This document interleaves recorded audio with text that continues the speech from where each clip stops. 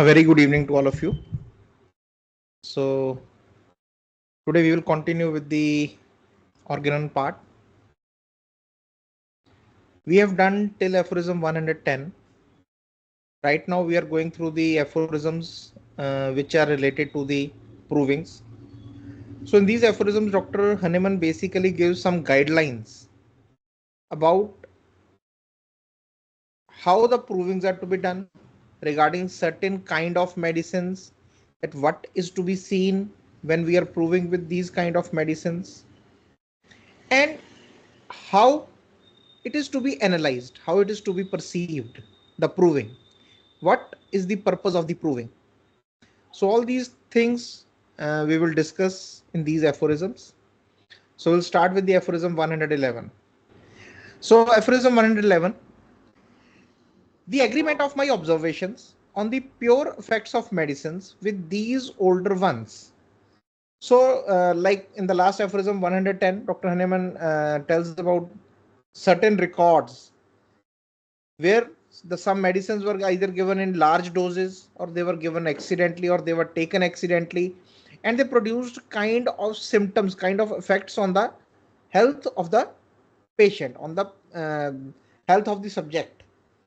So he is basically referring to those things that his own observations and as are given in the old records, although they were recorded without reference to any therapeutic object. Those recordings, those poisonings, the effects of the poisonings with certain substances like arsenic or some kind of plant, they were recorded as what happened after the ingestion or after the influence of that thing on the health of the human body. But they were not recorded from any kind of therapeutic object. They might be recorded just to give a warning that these kind of symptoms might come if you come in contact with these kind of things. But there was no therapeutic value given to that. It was not understood that this power to affect the health of a human being in a certain, a particular way can also be used in curing the diseases. This was a very big discovery. This was a very big factor which came to Dr. Hahnemann, and it basically revolutionized the whole science, whole medical science.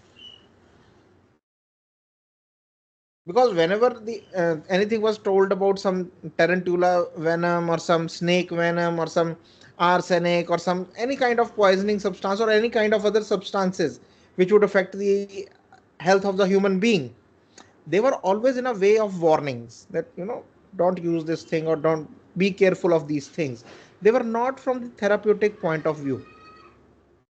And the very concordance of these accounts with others of the same kind by different authors must easily convince us that the medicinal substances act in the morbid changes they produce in the healthy human body according to fixed eternal laws of the nature. So all these substances, all these medicinal substances, they basically act, and they show that they act by dearranging the health of the man. That derangement which they produce in the health of the man is the same power, the power of the substance that can help to basically cure the same man. And by virtue of these are enabled to produce certain reliable disease symptoms, each according to its own peculiar character. And every substance produces its own peculiar kind of disease symptoms. So that is again a very beautiful thing about this provings and everything, that you get to know, we get to know different kind of symptoms which can come up in a human being. When we go through the materia medica, we are learning about new symptoms, new aggravations, new ameliorations, all these things. And there is so much of things which we can know from this, from the provings, by reading the provings, that okay, this kind of phenomena can appear in the body. And these kind of medicinal substances, they have the power to bring this kind of phenomenon in a healthy body and to cure when it is has occurred as a natural disease.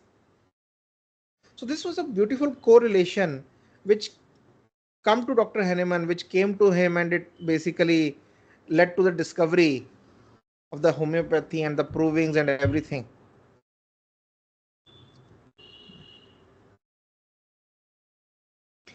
In those older prescriptions of the often dangerous effects of medicines ingested in excessively large doses, we notice certain states that were produced, not at the commencement, but towards the termination of these sad events.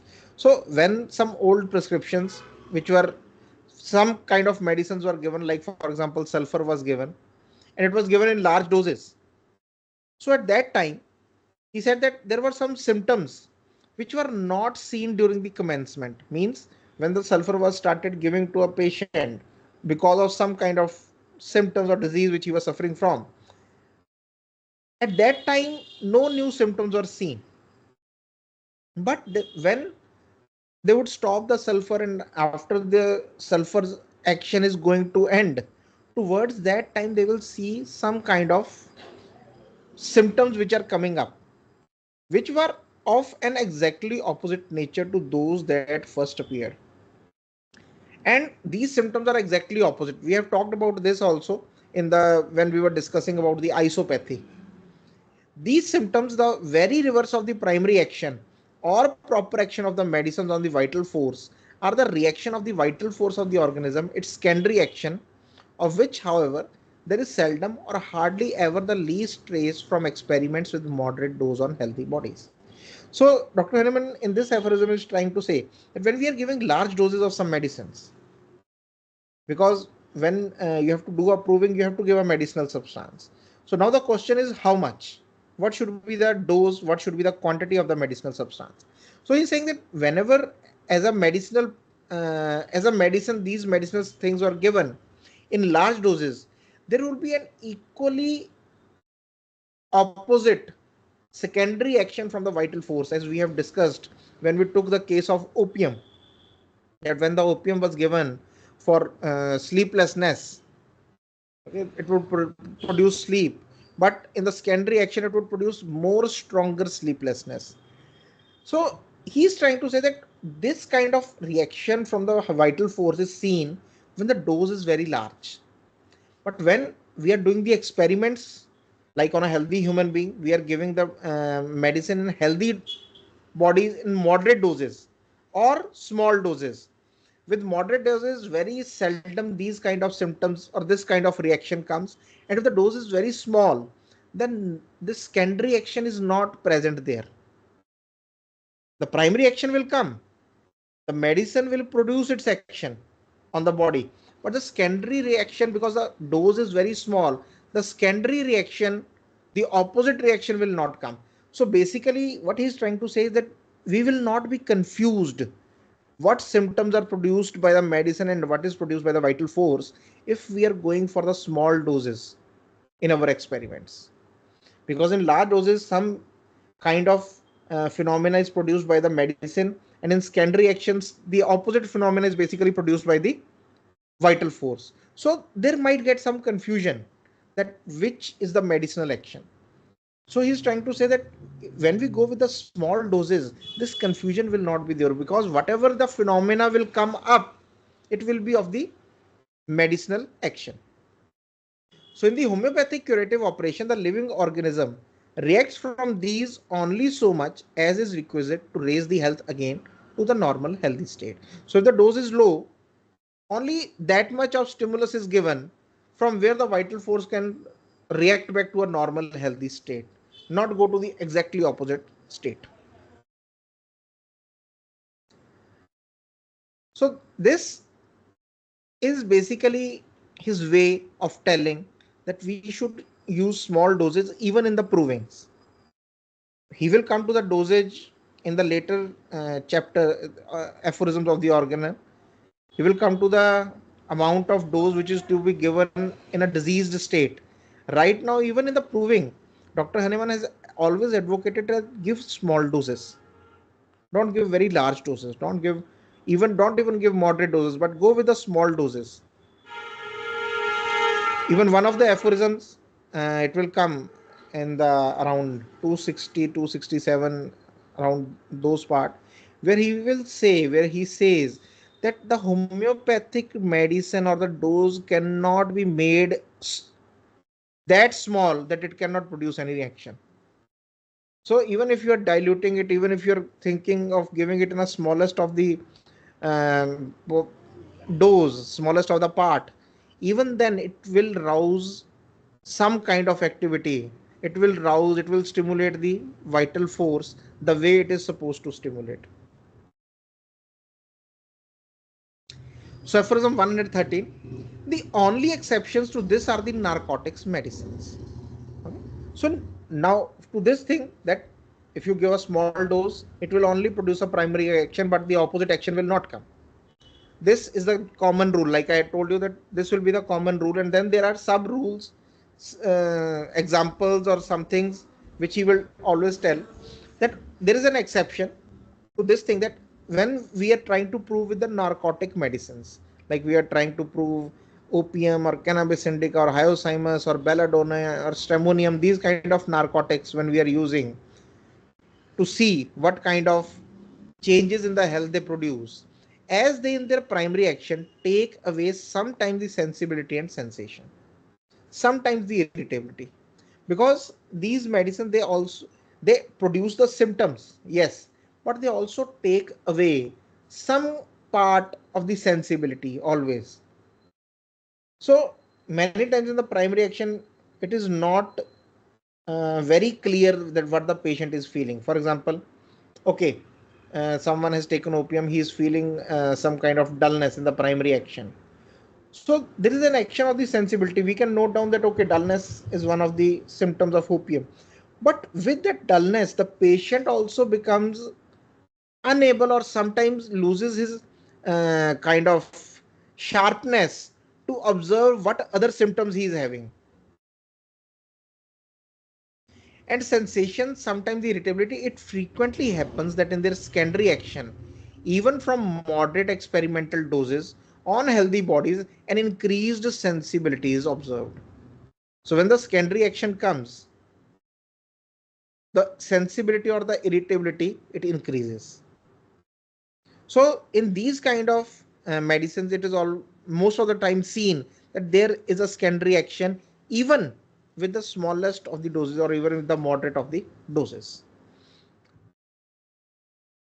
So with the exception of these narcotic substances in experiments with moderate doses of medicines in healthy bodies, we observe only their primary action. So if we leave out the narcotic substances, in all the other medicines, from the plants, from the animal kingdom, from the minerals, from the metals, from wherever they are coming, except these things, we will always see that primary action of the medicine is there which produces the symptoms. That is those symptoms where the medicine deranges the health of the human being and develops in him a morbid state of longer or shorter duration. So when the medicine is given, the symptoms start developing in the primary action in a healthy human being. So they may remain for a shorter interval or they may remain for a longer interval. So only the narcotics are exception to that. So in narcotics cases, there will come some special observation which we have to see. Other than that, the rule or the principle which is laid down how to see the provings, that we have to see them in their primary action, it is same for all the things. Among these symptoms, they occur in the case of some medicines, not a few, which are partially or under certain conditions directly opposite to the other symptoms that have previously or subsequently appeared. So in certain medicines, when it is given to one prover, it produces certain kind of symptom. For example, it produces this emulsion from open air in one patient. Then it is given to the second patient, it produces the same symptom. Then to a third, then it produces a symptom where the open air aggravates the patient. So he's telling about those cases, that what how we have to analyze those things directly opposite to the other symptoms that have previously or subsequently appeared, but which are not therefore to be regarded as actual secondary action or the mere reaction of the vital force. So he's saying that these are not the secondary actions or the mere reactions of the vital force, but they basically represent which only represent the alternating state of the various paroxysms of the primary action. So these remedies, they have the alternating states in their paroxysms. Different paroxysms, they have the alternating states. So this particular medicine can basically produce this state also, or an alternating state also, which can vary from a paroxysm to paroxysm, from a state to state. So they are all to be taken as the alternating actions. So this is very important to understand, when, because many times even when we are reading materia medica, when going through a materia medica, at one page it is written that heat aggravates, then at some other page it is written heat ameliorates. So we sometimes get confused that these are basically either the alternating states, or some particular is getting ameliorated but generally the patient is getting aggravated, or some particular part is getting aggravated and generally the patient is getting ameliorated by the same thing. So even while going through the provings or the materia medica, because these aphorisms, they help us to understand the provings also. Doing proving, yes, we should do it, and it should be done, and it can be done. But even if we are not able to do the provings, these aphorisms help us to understand the provings in materia medica also, that how it has to be understood. Some symptoms are produced by the medicines more frequently, that is to say, in many individuals, others more rarely, or in few persons, some only in very few healthy bodies. So all the symptoms are not produced in all the individuals during the provings. Some are more frequently observed, some are very rarely observed, some symptoms are only observed on very few people.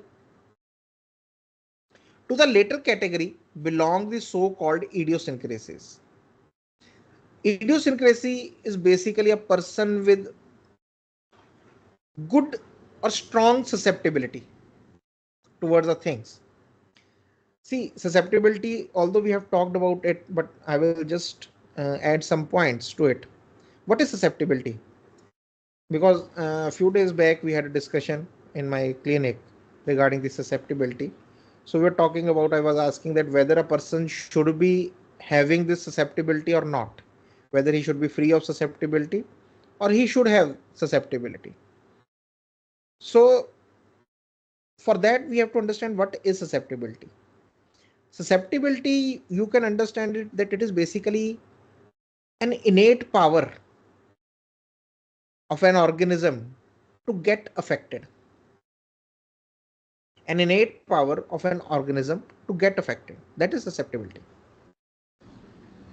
Now, what we are getting affected by will constitute whether we are getting diseased or we are remaining healthy.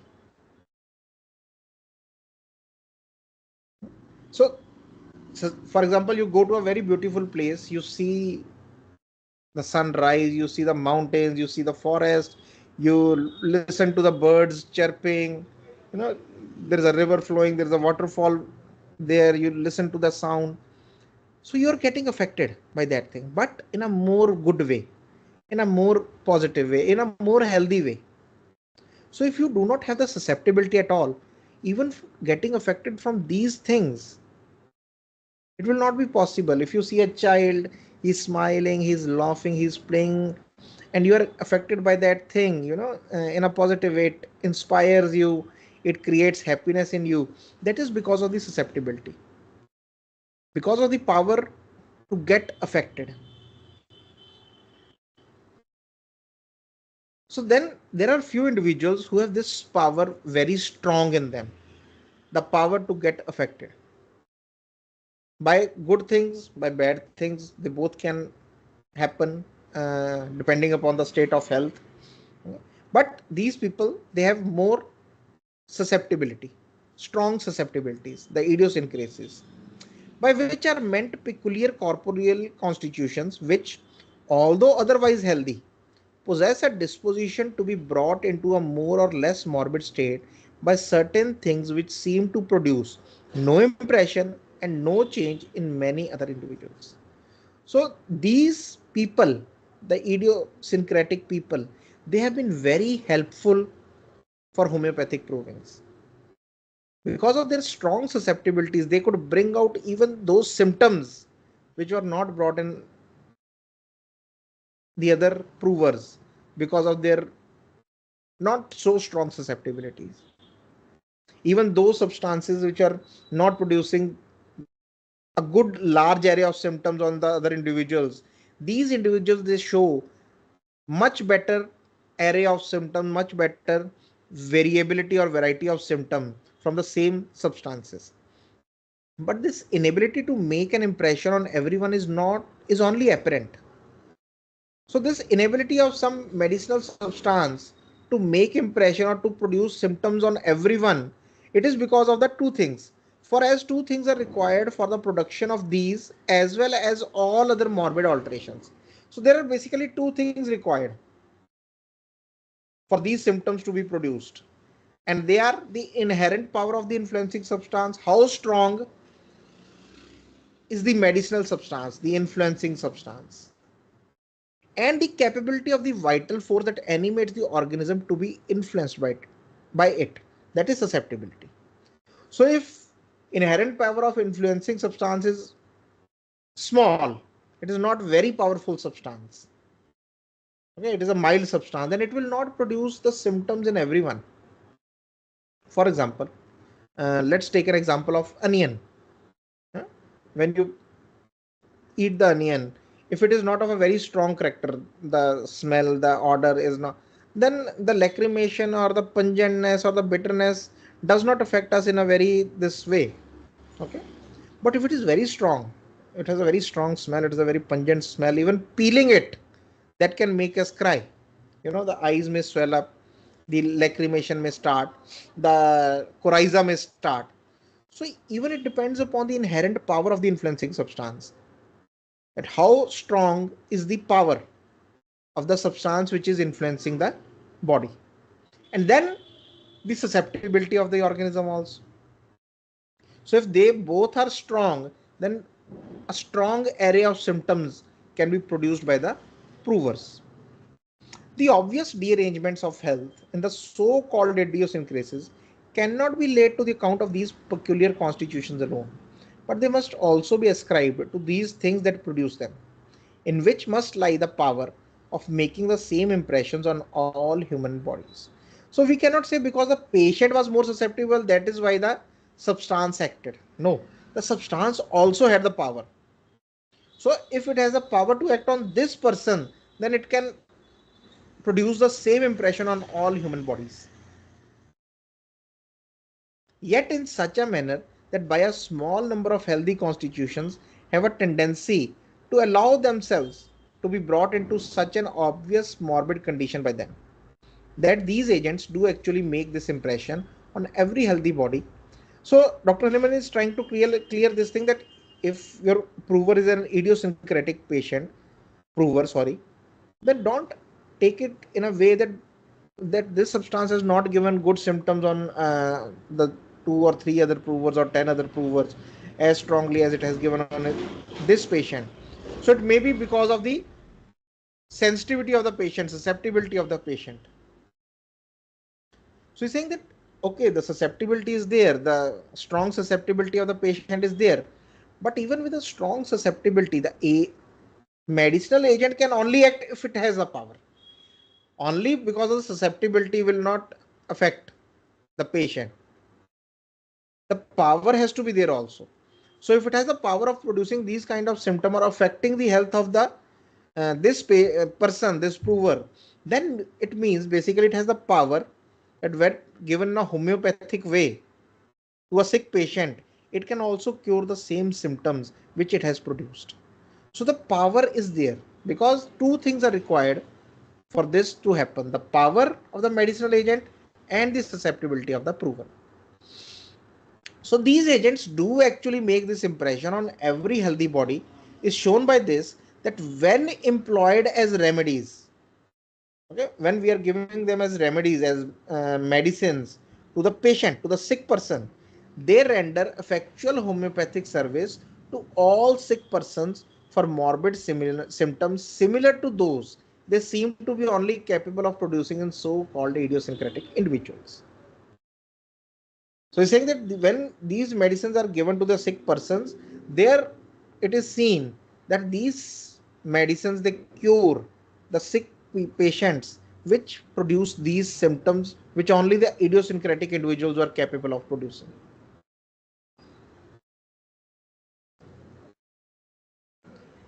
So footnote to aphorism 117, there are two footnotes.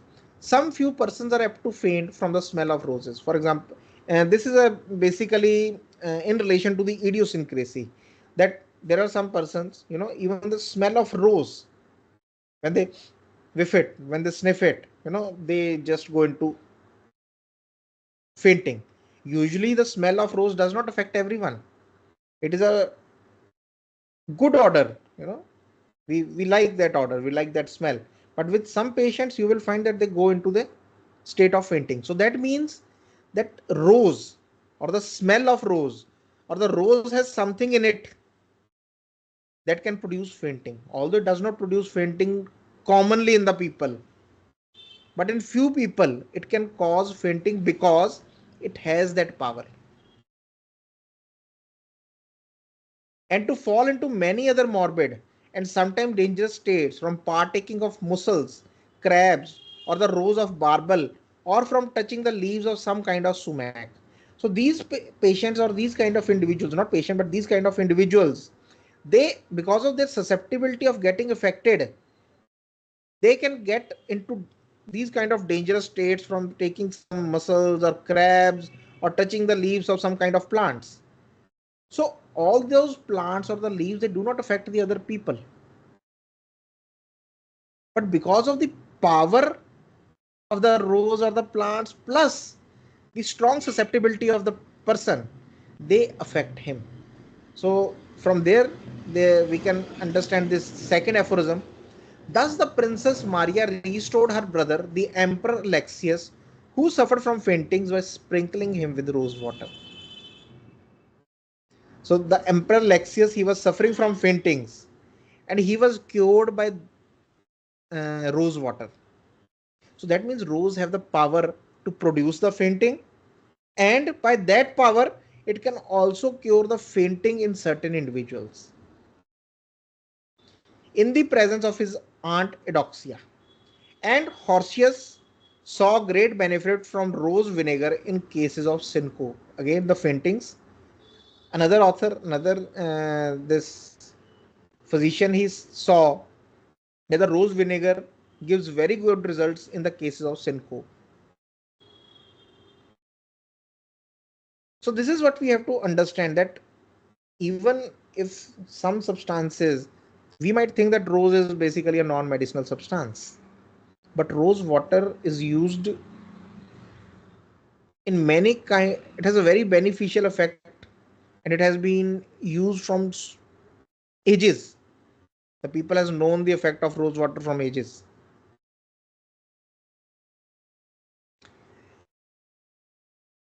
So every medicine exhibits peculiar actions on the human frame, which are not produced in exactly the same manner by any other medicinal substance of a different kind. And this is again a very beautiful thing.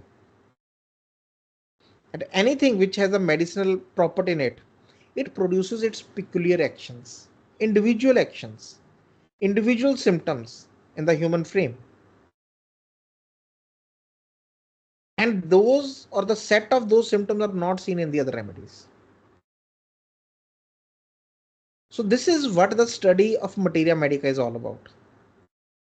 To understand the individuality of each and every medicine, how it produces the symptoms in the human frame, and what are the phenomena or processes that we have to match when we are giving them as remedies. So again, footnote to aphorism 118. This fact was also perceived by the estimable A.V. Holler, who says, this is in Greek. So the translation is, let there be an immense diversity of the powers in those very plants.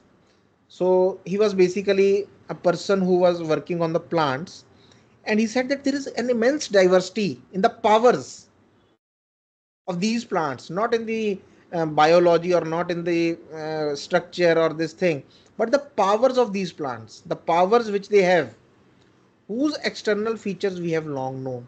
Although we have long known the external features of these plants, what kind of leaves they have, what kind of stem they have, what kind of roots they have, but the power, it is immensely diversified. As certainly as every species of plant differs in its external form, mode of life, and growth, in its taste and smell from every other species and genus of plant, as certainly as every mineral and salt differs from all others in its external as well as its internal physical and chemical properties, which alone should have sufficed to prevent any confounding of one with another, so certainly do they all differ and diverge among themselves in their pathogenetic. So he's saying that all the plants that differ in their mode of life, how they are growing, what are the requirements of their growth, what kind of form they take, what kind of flower comes, what kind of fruit it bears, in the taste, in the smell. Okay, every genus and every species, they differ from each another.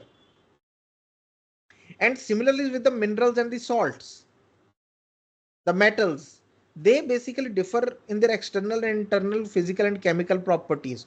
Although just by understanding this, one should have come to this conclusion that we cannot mix them while giving. We should not mix them. The way they are naturally produced, their individual properties should be known before mixing them up or combining them up. We should know what kind of medicinal effect they have on the body.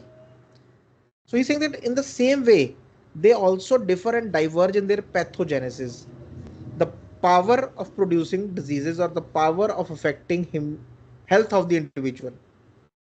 Consequently, also in their therapeutic effects, so because the same pathogenic effect power is the therapeutic power. So similarly, in their therapeutic power also, that what kind of symptoms they can cure in a sick individual.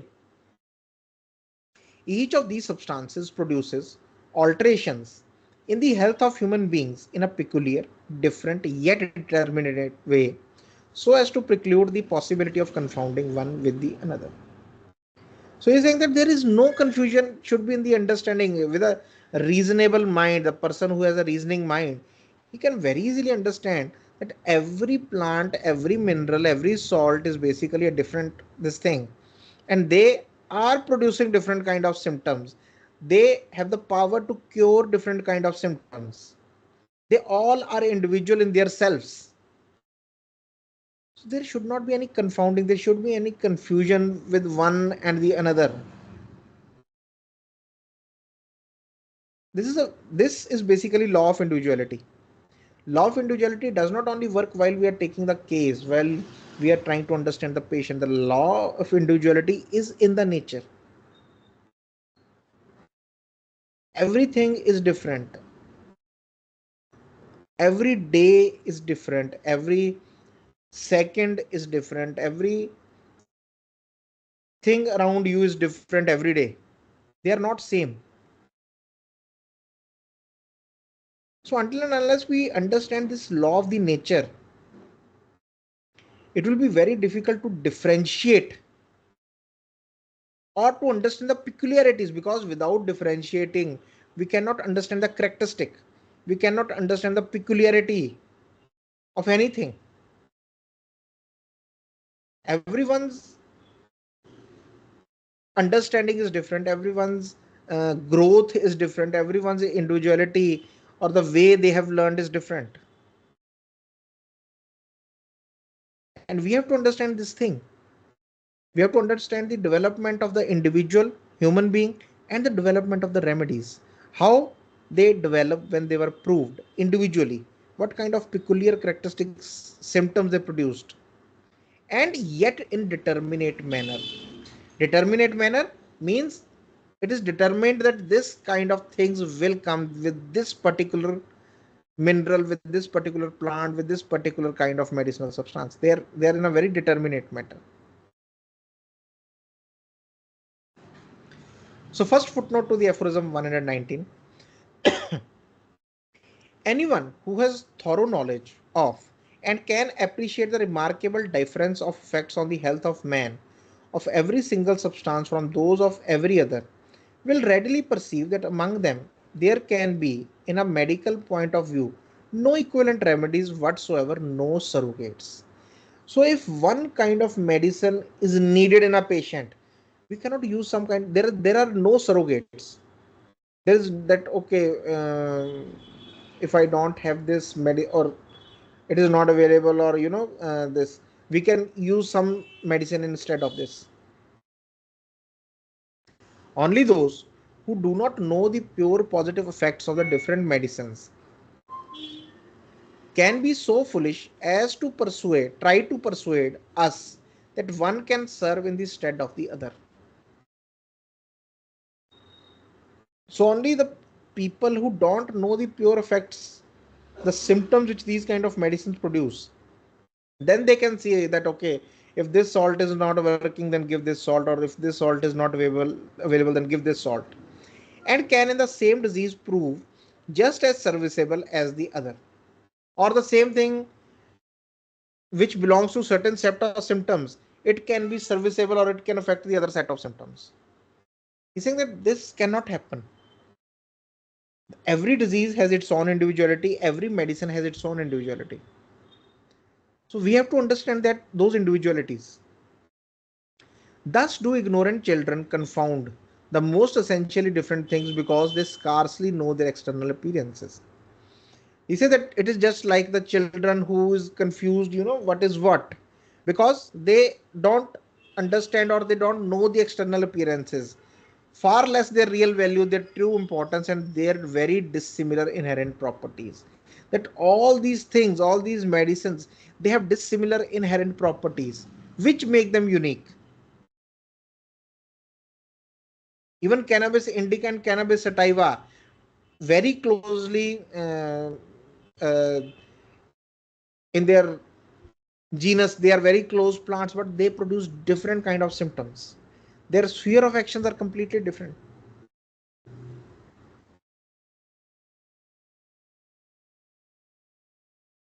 Second footnote to the aphorism 119. If this be pure truth, as it undoubtedly is, then no physician who would not be regarded as devoid of reason and would not act contrary to the dictates of his conscience, the sole arbiter of real worth, can employ in the treatment of diseases any medicinal substance, but one with whose real significance he is thoroughly and perfectly conversant. He said that if we understand this thing, that every medicinal substance has its own properties, so that there any only the physician who is devoid of complete reason will use some medicine whose properties he does not know. Means what kind of action it produces on a healthy human being, he does not know about that thing. Only a physician devoid of reason will use this thing. Otherwise, the physician who has conscience in him, who is good in his reasoning capability, he will always give the medicine whose actions or the properties he know.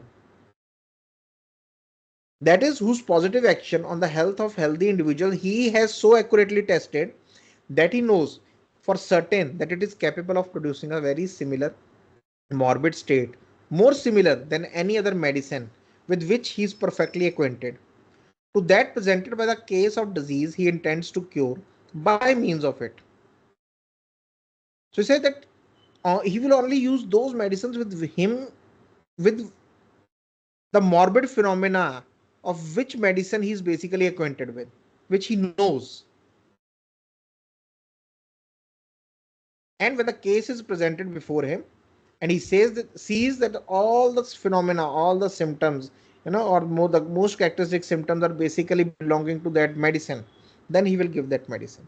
For as has been shown above, neither man nor mighty nature herself can effect a perfect, rapid, and permanent cure otherwise than with a homeopathic remedy.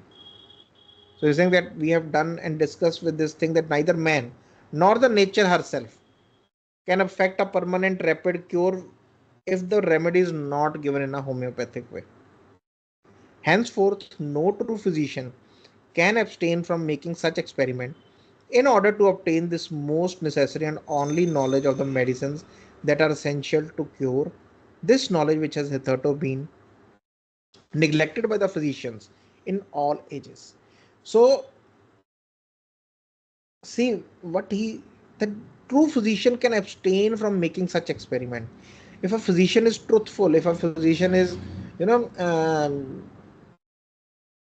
conscientious, he only listens to his conscience, that is the only highest authority for him, that kind of physician cannot stop himself from making such experiments, from making these provings, so that he can know the whole uh, knowledge of that power, the pathogenetic effects of that medicine. So he goes to that extent that a physician has to prove the medicines himself and know the whole phenomena.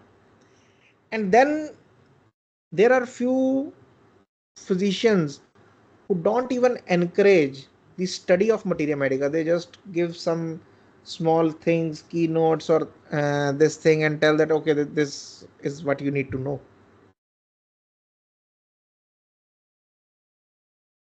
They never, because when we are new to the homeopathy, this whoever is coming newly to the homeopathy, they don't know what it requires, what homeopathic knowledge has to come to you.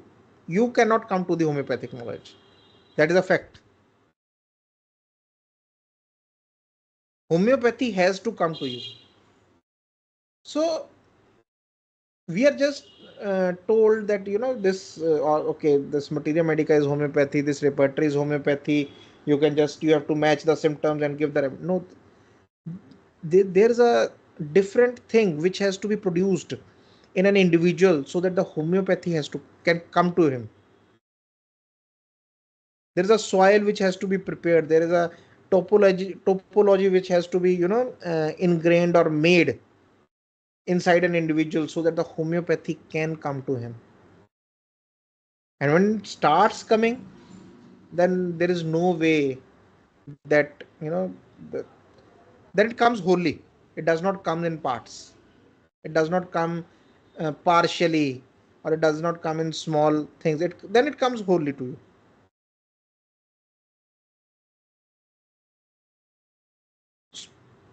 So everywhere when he uses the true physician and conscientious physician, he's using the words truth. So the first thing for a individual to become a homeopath is that he has to be the seeker of truth. He will not go for anything which is else than truth.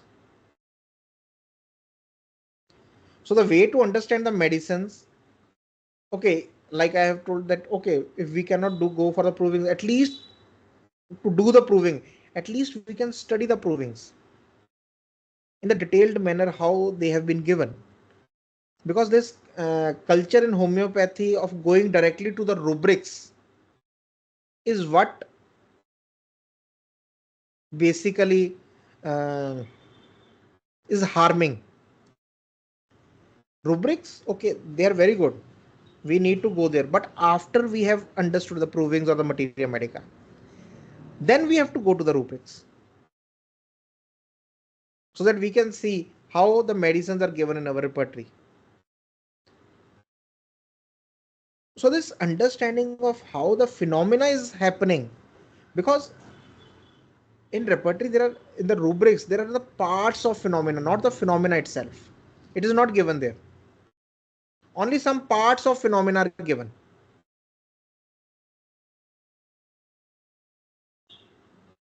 But when you go to the materia medica or the provings, it's a completely different picture which is written there.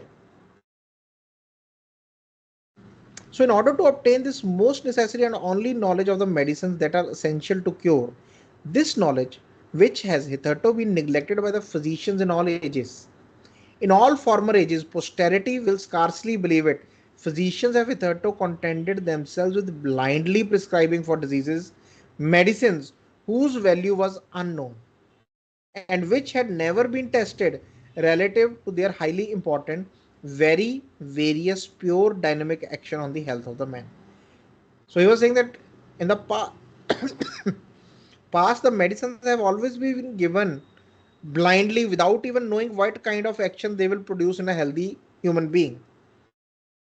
And moreover, they mingled several of these unknown medicines that differed so vastly among each other in one formula, and left it to chance to determine what effect should there be produced on the patient.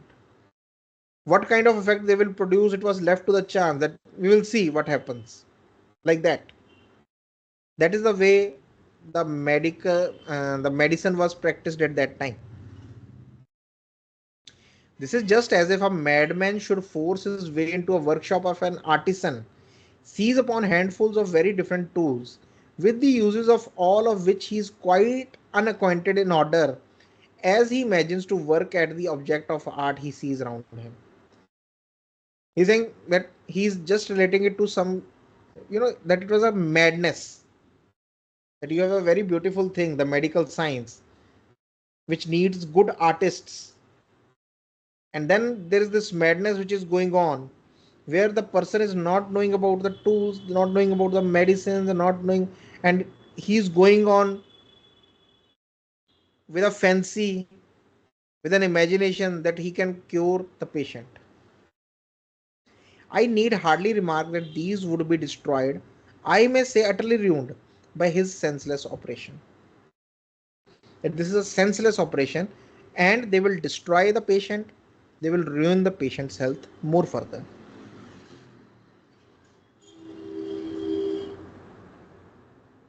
Therefore, medicines on which depends man's life and death, disease and health, must be thoroughly and most carefully distinguished from one another, and for this purpose tested by careful pure experiments on healthy body, for the purpose of ascertaining their powers and real effects, in order to obtain an accurate knowledge of them,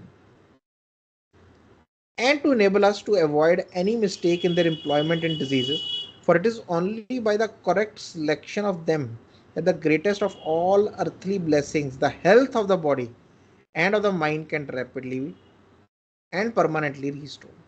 So now we have come to the first and second aphorism. The first aphorism, where we start that the highest mission of the physician is to cure the sick and restore the health. So for restoring that health and curing the sick, what is required is that these medicines which we are going to give to the patients, we must have the accurate knowledge of them, the real power which they have, every individual medicinal substance, and the precise characteristic things which they can produce and cure. We have to have that knowledge, and the knowledge which is based on the pure experiments which have been done carefully. We are blessed to have materia medica. Dr. Hahnemann didn't had that kind of luxury. He didn't had that kind of luxury. Before him, no materia medica existed. He made materia medica. He paved a path for the other, so that they can go and do those provings, and many have helped. Dr. TFL and Dr. Herring and many other physicians, they have helped in the provings, and by their dedication and by their untiring zeal which they had, now we have a very vast knowledge of materia medica, and it is upon us, upon our conscience, that how accurately we can understand that knowledge which is passed to us. They had to make that knowledge, we have to just understand that knowledge. It is very easy for us, the circumstances have been made very easy for us.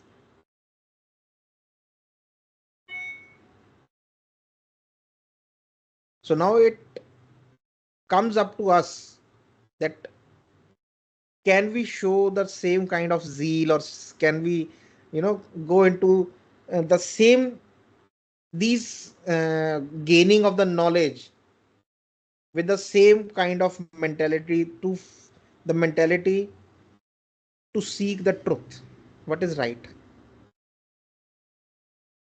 That is why Dr. Hahnemann many times say that this is a job which requires loyalty.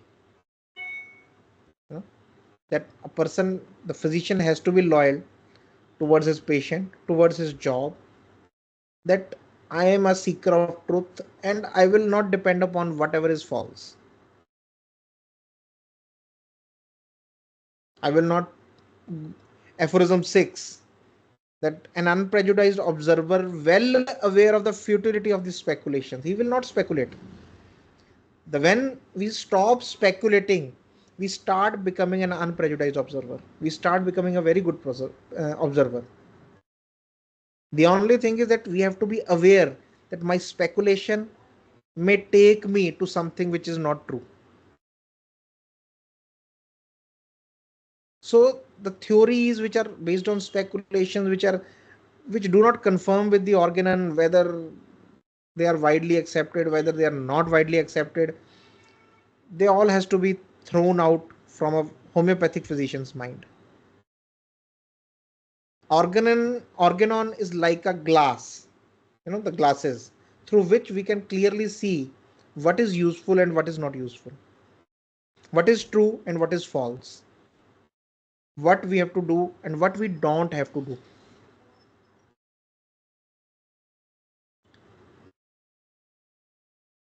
So we'll stop today at aphorism 120. We have done 10 aphorisms today, and we'll start with the aphorism 121 next time. Any questions regarding this or regarding anything else? Again, uh, everyone is always welcome to ask any kind of questions. So if there are any questions, please send it to us, and we will start with the questions next time, and then from there go on with the aphorisms. Thank you very much. Have a